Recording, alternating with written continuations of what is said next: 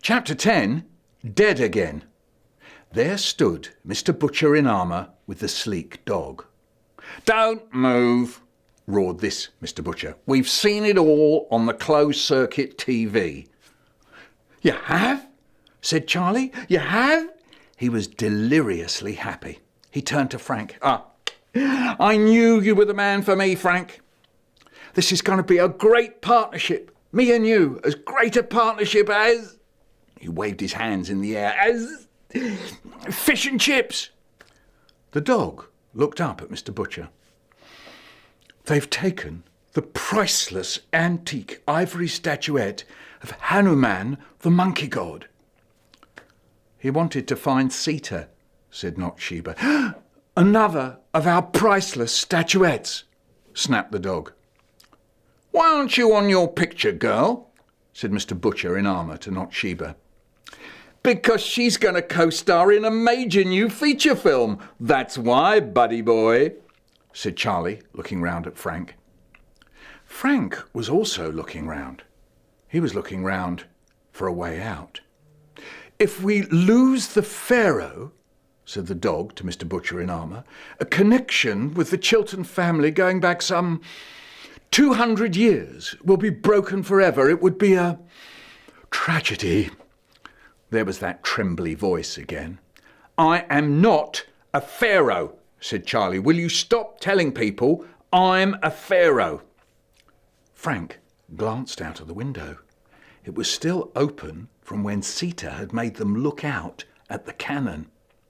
"I don't know if you're aware, any of you," said Mr. Butcher in armour, "but we have a strong room here. A prison, in other words. We punish thieves and miscreants ourselves right here. You, Frank, are unlikely ever to see your mother again." Mr. Butcher heaved his suit of armour closer. The dog pulled back its lips and revealed a huge set of teeth. Charlie looked at Frank. "If it's a pop video, we could have a singing dog. What do you think?" "Please don't put me back on the picture. I can't stand another day of it there," said Not-Sheba. Well, you should have thought of that before," said Mr. Butcher in armour. "I've found over the years that Frank distracts not only himself, but distracts everyone around him." "Oh, so it is the real Mr. Butcher, or isn't it?" Frank noticed that this Mr. Butcher had the same tomato chin. "But Frank's helping me find my name," said Not-Sheba. Frank was backing slowly towards the window.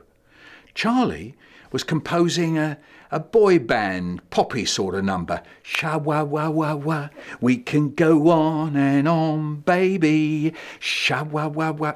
"Right," said the dog. "Seize the thieves." Mr. Butcher and the dog moved forwards. Frank screamed at the top of his voice, "The window!" And grabbing Charlie with one arm and Not-Sheba with the other, he led them in a great daredevil leap, whew, straight out of the window. "Take us too!" shouted Hanuman with a cry of bitter desperation. But it was too late. Frank, Not-Sheba and Charlie, poof, landed on the gravel next to the cannon and straight away started running. "Frank! Oh, Frank, baby, this is so last year," said Charlie. "A chase scene, for goodness sake. Every kind of chase has already been done. Don't you know that already? Helicopter chases man, cop car chases thieves' car, yeah, lorry chases lorry, soldier chases prisoner. It's all been done. Yawn, yawn, yawn.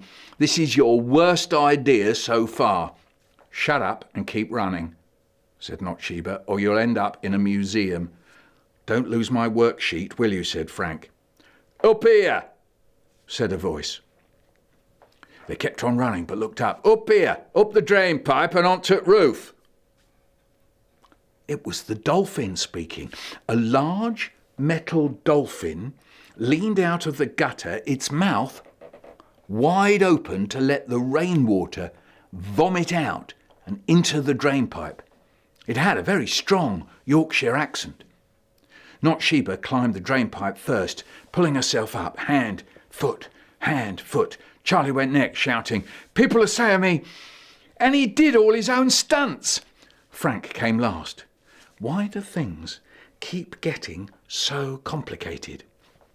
All he wanted to do was just get on with the worksheet, but things kept interfering.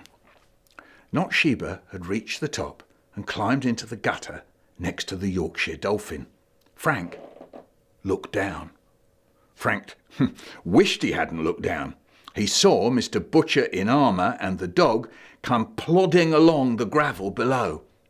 "Quick," said Frank to Charlie, just above him on the drainpipe. "They're coming."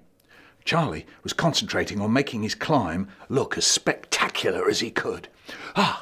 Perhaps I could be a stuntman as well," he said. The legendary Charlie Chaplin faced ordeal by fire, high-speed crashes and death by drowning. He seemed immortal. Great stars paid tribute to him. Charlton Heston, Henry VIII, Goldilocks. "Charlie, look what you're doing," yelled Frank, "and don't lean back like that." Charlie was acting out, receiving his Oscar thank you very much, thank you, while climbing up a drainpipe 10 metres off the ground. "Don't worry about me," said Frank grittily. "I was the Teletubbies stuntman, you know." "Charlie, look out!" shouted Not-Sheba from above. But it was too late. Charlie was losing his grip. Frank reached out and held him for a second, but he wasn't strong enough to hang on, and Charlie lost his grip entirely, fell backwards off the drainpipe, his bandages flying in the air, and landed flat on his back on the gravel. "Keep climbing, lads," called out the dolphin. "No, I've got to go back for him," said Frank. I'm going to make him a star." But a few seconds later, Mr. Butcher and the dog were on to Charlie. Frank, Not-Sheba and the dolphin watched helplessly from 10 metres up as Mr. Butcher in armour and the dog stood over Charlie. "He's dead," said Frank. "He's been dead 3,000 years, said Not-Sheba. "But he's dead again," said Frank, realising the moment he had said it that he'd just talked nonsense. "But that doesn't matter here, does it?" he thought. He hauled himself up the last bit of the drainpipe and joined Not-Sheba and the dolphin. They watched as Mr. Butcher in armour and the dog picked up the limp figure of Charlie. "Oh, this is awful," said Frank. "It was my fault. I had him by the hand, but I just couldn't hold on." Mr. Butcher in armour and the dog looked up. "We'll be back. Don't you worry," said Mr. Butcher. "You won't get away with this." Thanks for watching, and I hope you enjoyed the story about Frank's adventures at the stately home. Maybe the next time you visit a museum or stately home, you'll be able to look at the objects on display there and wonder where they came from and what their story is. You might want to write your own story inspired by them. Frank also appears in You're Thinking About Doughnuts, which you can find here on Kids Poems and Stories with Michael Rosen. Don't forget to subscribe to this channel. Just click on the bell to keep updated with all the latest vids that we post here.